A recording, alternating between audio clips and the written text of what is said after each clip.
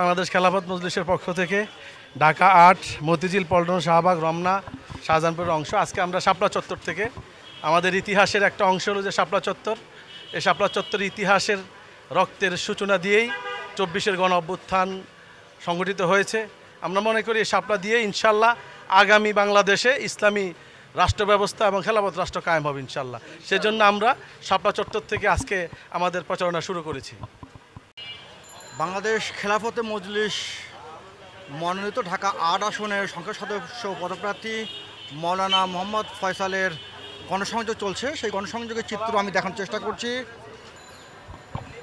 মৌলানা মোহাম্মদ ফয়সাল মতিঝিলের বিভিন্ন এলাকা আজ গণসংযোগ করে, সেই চিত্র আমি দেখানোর চেষ্টা করছি।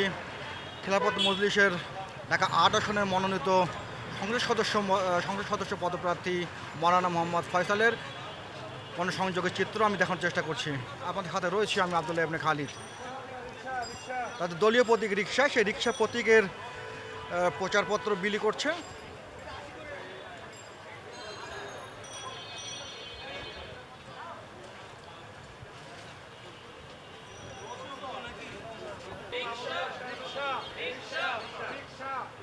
দেখতে পাচ্ছেন দলীয় নেতা কর্মীরা স্লোগান দিচ্ছে।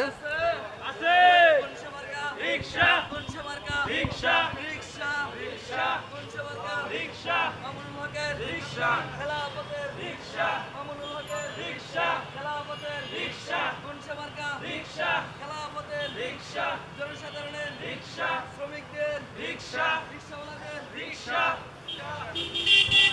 মৌলানা খেলাফত মজলিস অর্থাৎ বাংলাদেশ হেফাজতে ইসলামের আমির মৌলানা মামুনুল হকের মনোনীত পদপ্রার্থী মৌলানা মোহাম্মদ ফয়সালের মতিঝিল ঢাকা ৮ আসনের সদস্য পদপ্রার্থী মৌলানা মোহাম্মদ ফয়সালের গণসংযোগ চলছে। সেই গণসংযোগ চিত্র আমি দেখানোর চেষ্টা করছি।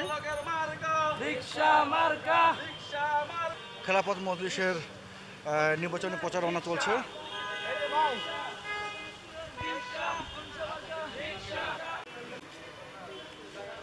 নির্বাচনী প্রচারণা